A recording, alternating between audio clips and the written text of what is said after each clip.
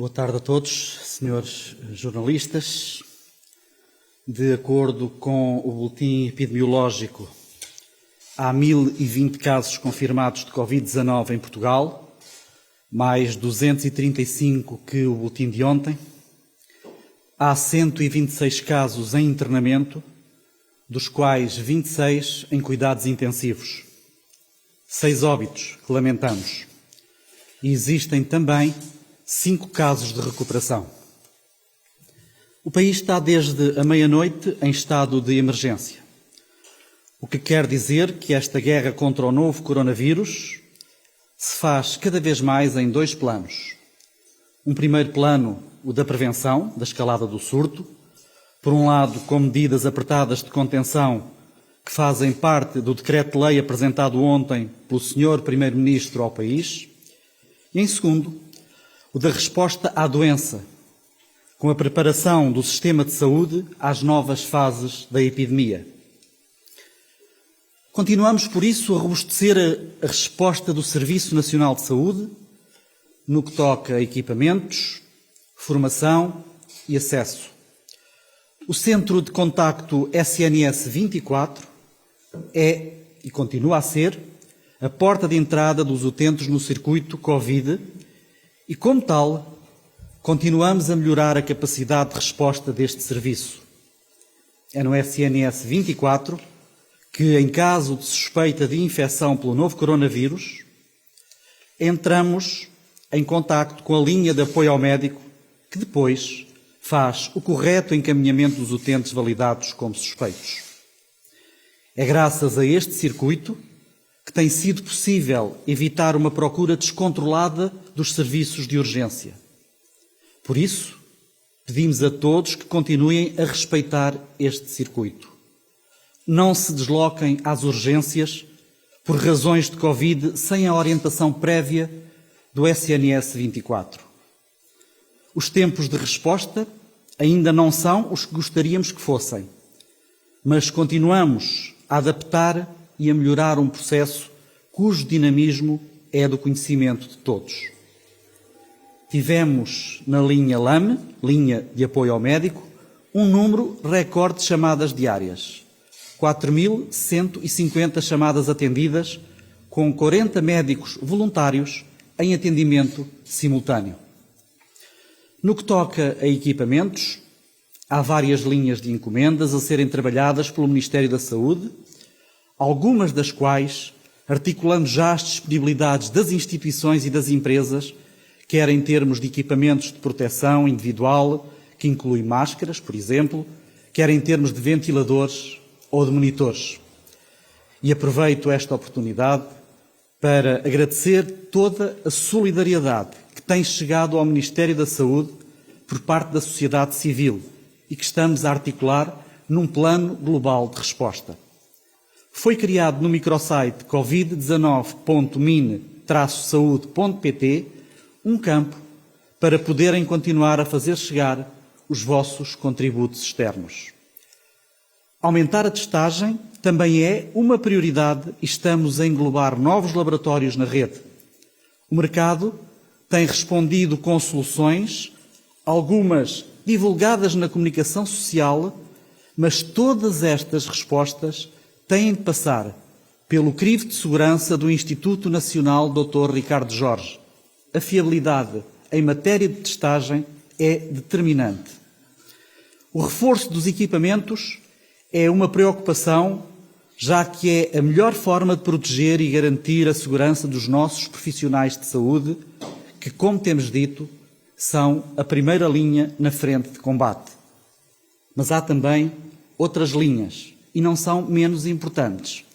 Falo, por exemplo, dos cuidadores informais, das pessoas que trabalham em lares e que estão não só a zelar pela sua saúde individual, mas também dos mais vulneráveis, dos nossos idosos. Todos são cruciais neste processo. O nosso sucesso no combate à epidemia depende da nossa capacidade de resiliência individual. E é importante que não esmoreçamos, que não descuremos a nossa segurança e a de terceiros e que continuemos a respeitar as orientações da Direção-Geral de Saúde. Muito obrigado. Muito obrigada. Na sequência do que disse o Sr. Secretário de Estado e trabalhando na vertente preventiva, quero aqui recordar a todos que é obrigatório o isolamento, e eu agora repito, é isolamento, mas é obrigatório, de pessoas doentes e de pessoas a quem as autoridades de saúde disseram para ficar em casa. Portanto, não é uma opção facultativa. E estas pessoas têm que compreender que constituem um risco para a sociedade e que têm que, de facto, ficar isoladas pelo período que lhes foi dito pelos médicos e pelas autoridades de saúde. Depois, mais uma vez, o nosso apelo aos mais vulneráveis de entre nós. Sabendo que todos podemos ser atingidos pelo vírus, alguns estão em maior vulnerabilidade porque têm menor capacidade de se defender contra o vírus. E esses são, como sabemos, os idosos e são, como sabemos, as pessoas doentes. E eu vou dar alguns exemplos. Não quer dizer que todas estas pessoas adoeçam e, se adoecerem, também não quer dizer que fiquem mal. Quer dizer que são apenas mais vulneráveis. Os hipertensos, os diabéticos, as pessoas com doença cardiovascular, as pessoas com doença oncológica. E porquê é que estamos a mencionar estes doentes e outros que tenham o seu sistema imunitário deprimido? Porque estas pessoas também carecem de maior isolamento. Precisam, de facto, de contactar o mínimo possível com outras. Não quer dizer que não possam tentar fazer a sua vida normal, as suas compras, vir à rua, dar um passeio, como disse o Sr. Primeiro-Ministro, higiênico, mas não o fazer em contacto com outras pessoas.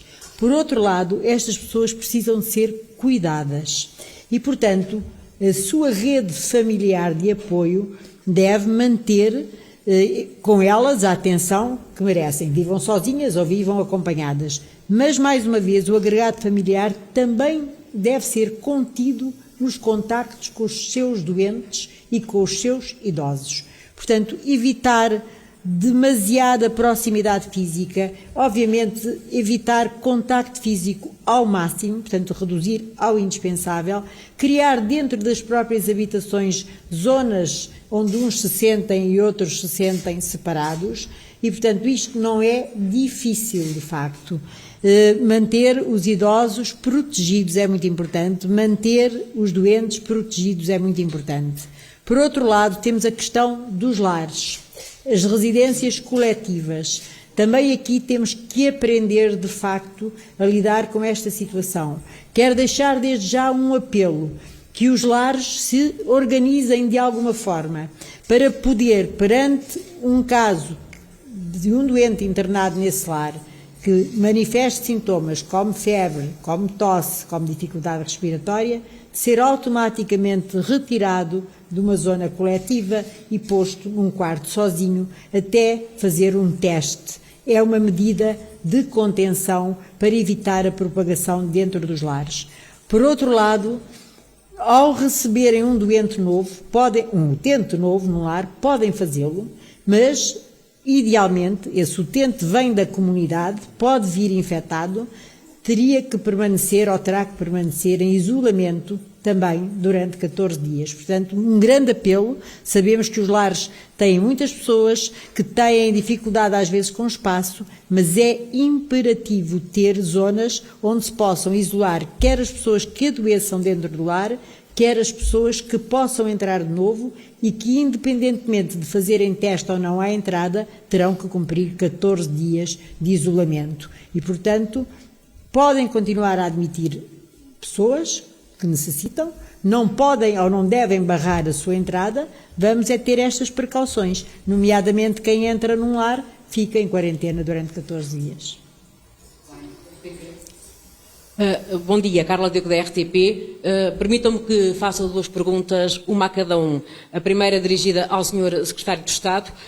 Há um avião que deveria ter saído ontem do aeroporto de Beja para ir buscar equipamento médico para ser distribuído pelos profissionais de saúde em Portugal, mas, ao que sabemos, continua estacionado no aeroporto. Queria saber ao que é que se deve, e a doutora Graça Freitas Temos a indicação, a informação de que nos últimos dias estarão a ser feitos menos testes, creio que anteontem cerca de 1000, ontem 800. Queria que me confirmasse se é verdade ou não. Muito obrigada.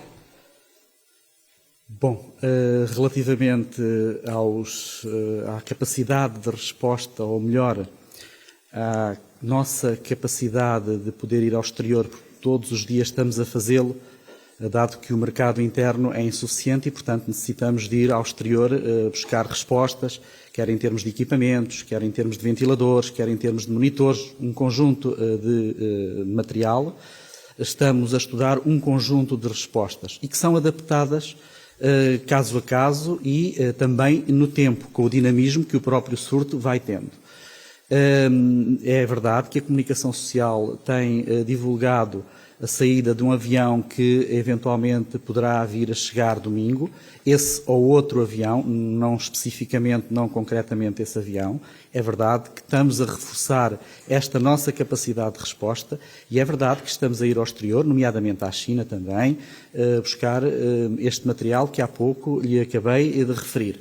Se não for esse avião, irá outro avião, não haverá garantidamente falta de resposta, é isso que lhe posso dizer. Até domingo teremos Também calma. não lhe consigo dizer se é domingo, se é segunda-feira. Garantidamente, no princípio da semana, esse plano estará articulado, nomeadamente à chegada de resposta de materiais para podermos responder de uma forma adequada àquilo que são as nossas necessidades. Isso eu garanto-lhe que sim. Então, posso sim. O número de testes que está a ser feito varia e não é necessariamente obrigatório ser crescente, ou seja, depende da quantidade de pessoas que foi triada, quer em contexto laboral, quer em contexto dos médicos da linha de apoio ao médico e depois dos médicos dos hospitais que recebem estas pessoas e, portanto, todos que têm indicação para fazer teste, fazem. Como sabe, a maior parte desses testes são negativos e apenas uma certa percentagem é positiva. Eu estou a olhar para o relatório de hoje, que diz que 850 pessoas aguardam teste, quer dizer que se ainda aguardam teste e pelo menos 235 foram positivos, foram feitos mais de 1000. Mas o que eu lhe quero dizer é que este número varia conforme a necessidade de testar pessoas e há critérios neste momento para serem testadas em função quer dos sintomas que apresentem e nos profissionais de saúde ou outros cuidadores em função do risco que possam ter tido da exposição. Portanto, este número pode variar porque o número não é exatamente igual todos os dias de necessidade, está bem? Bom dia, Gonçalo Cabral da TVI, para a doutora Graça Freitas. Estão a ser feitos, anunciado ontem pela Ministra da Presidência, 9.000 testes diários ao Covid-19. Também está estudado, segundo a Ministra da Presidência, também novos testes para serem mais rápidos na próxima semana. Pergunto se quando é que isso se vai acontecer mesmo na próxima semana, quantos kits ainda existem de remessa e só mais uma questão para arrematar, já está a circular em Espanha protocolos para as pessoas entrarem e saírem em Espanha. Pergunto-se, para além dos panfletos que já estão a ser distribuídos e que já estão a ser colocados em vários locais em Portugal, se o protocolo de entrada em casa e saída de casa está pensado pela Direção-Geral de Saúde. Obrigado. Sim, está. Então, eu vou tentar responder, espero não me ter esquecido de nenhuma pergunta.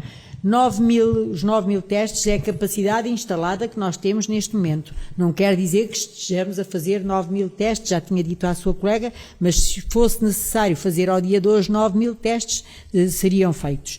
Depois, outra coisa que é muito importante termos esta noção é que existirem os testes já é importante, mas depois o Instituto Ricardo Jorge tem que garantir a qualidade desses testes para sabermos que estão a medir o que é suposto medir e depois a Direção-Geral da Saúde diz as prioridades, quem é que deve fazer primeiro os testes, se toda a gente, se gente em determinadas circunstâncias, de acordo com o risco, de acordo com a ocupação, de acordo com os sintomas, portanto, os critérios técnicos para fazer testes. Portanto, os testes têm 3 patamares, a sua existência, a sua qualidade e depois a população a quem se destinam. E é assim que nós em todo o mundo gerimos os testes. Depois, em relação aos protocolos de entrada e aos protocolos de saída, nós hoje vamos lançar uma norma nova para os serviços se orientarem, e a indicação genérica é que quem entra em Portugal deve ficar, ou vai ter que ficar, de facto, em isolamento profilático durante 14 dias. Essa vai ser a indicação genérica. Dito isto, as autoridades de saúde competentes da região para onde estas pessoas vão podem sempre fazer uma avaliação mais fina do risco e tomar medidas que excepcionem esta regra. Mas a regra vai ser, para entrar em vigor na próxima semana, que quem entra em Portugal pode ter que ficar de quarentena, sendo que as autoridades de saúde depois fazem o afinamento do risco. Eu só queria concretizar que era o que está a ser desenhado em Espanha é protocolos de entrada e saída em casa, dentro da casa das próprias pessoas. De entrada e saída, sim, também em Portugal. Peço desculpa, pensei que estava a falar de fronteiras. Quantos kits há e se os testes mais rápidos vão sair na próxima semana, vão ser efetivados na próxima semana? Voltamos à mesma questão. Nós, neste momento, entre kits e meios mais tradicionais e testes, temos uma capacidade para fazer 9.000. Estão-nos a chegar de diferentes sítios, outras metodologias, outro tipo de kits, outro tipo de reagentes, outro tipo de testes. Têm que passar pelo filtro da qualidade do Instituto Ricardo Jorge. Só quando o Ricardo Jorge diz, sim senhora, estes têm qualidade para medir o que é suposto que meçam, é que entram nesta nossa capacidade de fazer testes. Portanto, os 9.000 podem passar para 10.000, para 11.000, para 12.000, mas tem que haver controle de qualidade, isso tem que haver, disso não abdicamos. Quanto ao protocolo de entrada e saída, estamos exatamente a pensar nessas circunstâncias. Coisas tão simples até como aquelas pessoas que nem é a entrada nem é a saída. Quem vai levar, por exemplo, alimentos à casa de uma pessoa que está isolada e que precisa ser alimentada. O que é que deve fazer? Onde é que põe o saco? Como é que leva o saco? Como é que toca a campainha? Todas essas coisas estão de facto a ser trabalhadas para que as pessoas se orientem melhor e sim, respondendo à sua pergunta, vão sair normas e vai sair muita informação que pode ser divulgada por vós para, de certa forma, ajudar. As pessoas com bom senso já estão a fazê-lo, mas de qualquer maneira alguns conselhos ajudam-se. Já agora faço aqui um apelo que é apenas de higiene geral, não custa nada começarmos, os que tivermos que vir à rua antes de entrar em casa, sobretudo se vivermos acompanhados, deixar os sapatos à porta e calçar uns chinelos do lado de lá. São pequenos gestos, mas que minimizam e são medidas de prevenção. São pequeninos gestos que, somados, podem fazer a diferença. Boa tarde, Susana Oliveira, Agência Lusa. A Sra. Graça Freitas, queria lhe perguntar relativamente à atualização dos boletins. O boletim de hoje traz um caso positivo na Madeira, um caso confirmado. As autoridades de saúde, ontem à noite, já tinham anunciado 6 casos. Como é que está a correr esta atualização? Se não estão a receber os dados de todas as regiões atempadamente? Sim. Sr. Secretário de Estado, a segunda pergunta relativamente aos privados, se já está feito o levantamento da capacidade disponível para ajudar, se já estão a ser chamados e como? É isso. Então, eu vou começar por responder em relação à Madeira. Neste boletim, nós contabilizamos os casos que são reportados no sistema eletrónico. Dito isto, o que é que se passa na Madeira de certeza absoluta à data? Portanto, há de facto 2 casos que estão completamente confirmados. Um que pode ter entrado no sistema depois da meia-noite e, como vocês sabem, nós fechamos o boletim à meia-noite e, portanto, para acertarmos os dias, é assim que é feito. E há mais 4 casos que deram positivo na Madeira, nos laboratórios da Madeira, e como vocês sabem, também inicialmente os casos têm que ser testados novamente no Ricardo Jorge para termos a certeza. Portanto, há aqui 4 que estão a aguardar o segundo teste que é feito pelo Ricardo Jorge. No total darão os 6 de que estão a falar. Portanto, depois este procedimento de ir fazer a segunda prova ao INSA acaba por deixar de existir. É só para os primeiros casos, para termos a certeza que os laboratórios estão afinados e que estão a fazer bem o diagnóstico. É uma medida de segurança. Portanto, de facto, 6 em estadios diferentes, não em divergência de números. Obrigada. Se me permite, relativamente à capacidade dos privados, dizer que essa capacidade é muito importante como resposta complementar à do Serviço Nacional de Saúde. E agradecer desde já todas as disponibilidades que o setor privado, nomeadamente através da Associação Portuguesa dos Hospitais Privados, tem dado e que para nós é de facto muito importante. Estamos a articular com a Associação Portuguesa dos Hospitais Privados essa resposta. Essa resposta tem que ser uma resposta dinâmica também, em função da avaliação do próprio surto. Por exemplo, ainda ontem, quando falava com o Sr. Presidente, ele me referia a questão que também para nós é muito importante, dos cuidados intensivos em privados. E essa resposta será também uma resposta complementar muito importante. Existem neste momento cerca de 450 respostas de cuidados intensivos em privados, que a somar às 1.124 respostas do Serviço Nacional de Saúde, como veem, poderá ser extremamente importante para combate a este surto. E por isso, dizer-lhe que qualquer resposta será sempre feita de uma forma integrada com o setor privado e sim, não foram ainda chamados porque ainda não houve essa necessidade, mas garantidamente se o surto e se o dinamismo do surto assim evoluir, claro que serão chamados. Muito obrigado. Pergunta do Jornal Observador. A DGS desaconselha o uso de máscaras e luvas, sobretudo pelo risco de serem mal utilizadas. Por que a opção não é, em alternativa, ensinar as pessoas a utilizarem corretamente os materiais de proteção? Muito bem, essa poderá ser uma opção se e quando houver material de proteção para toda a gente. Neste momento, é inútil dizermos que há material de proteção para 10 milhões de pessoas, todos os dias, várias vezes ao dia e utilizados corretamente. Portanto, o uso das máscaras deve ser parcimonioso e deve ser feito de acordo com prioridades. Eu quero referir aqui um grupo de que nós não temos falado, mas que é extremamente importante. As máscaras na população em geral devem ser usadas pelos doentes imunodeprimidos. Portanto, se virem na rua alguém com uma máscara, não olhem para ela como um potencial Covid ou alguém que está a utilizar mal um equipamento. Pode ser uma pessoa que, pela sua situação de imunodepressão, necessite de uma barreira entre ela e o exterior, e essas pessoas habitualmente estão habituadas a usar máscaras.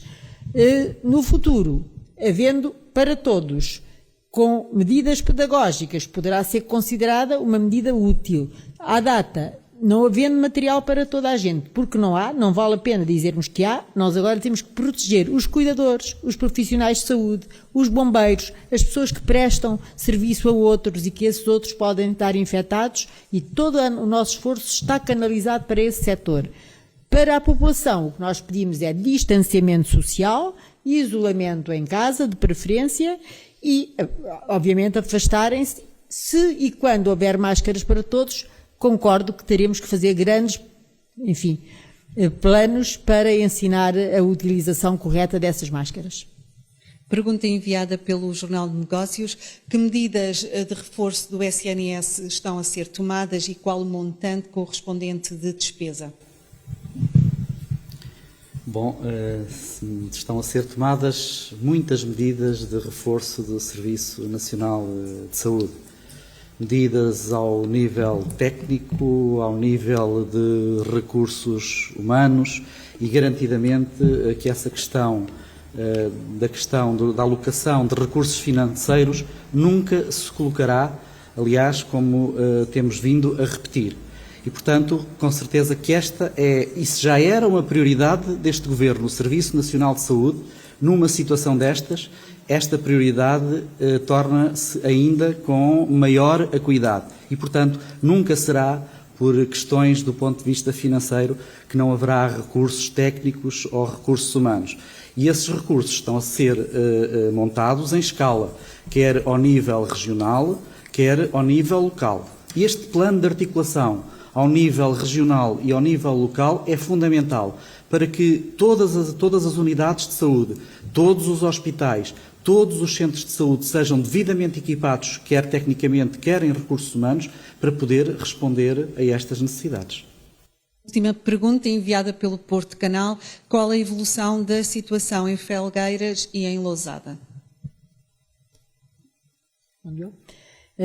Eu só quero dizer mais uma coisa em relação às máscaras, porque acho que é muito importante. Se chegássemos ao ponto de todos usarem, nunca as pessoas fiquem com a falsa sensação de segurança. Portanto, a medida mesmo essencial não é usar uma máscara, é o distanciamento social, é não estarmos a menos de 1 metro, 1,5 metros uns dos outros. Essa é a principal medida, porque as máscaras podem ter um efeito demasiado tranquilizador e as pessoas pensarem, estou a usar uma máscara, então posso estar em contacto direto com os meus amigos, com os meus vizinhos, com as pessoas da rua. Não, não é assim. O distanciamento social é a principal medida, muito mais do que a utilização de uma máscara. A outra pergunta tinha a ver com... Em Felgueiras, em Lousada, como sabem, a situação está estável. Os meus colegas de saúde pública, as equipas de saúde pública, fizeram um trabalho gigantesco de detectar os contactos, de isolar os contactos das pessoas e, portanto, a situação é considerada controlada. Foram tomadas medidas comunitárias, fecharam-se de facto estabelecimentos, fecharam-se escolas, isolaram-se os contactos, trataram-se os doentes. Portanto, neste momento é uma situação que está controlada sob observação. Portanto, ainda não passaram aqueles 14 dias de segurança e nesses 14 dias podem acontecer e podem aparecer novos casos. Portanto, é uma população que continua sob vigilância ativa das autoridades de saúde.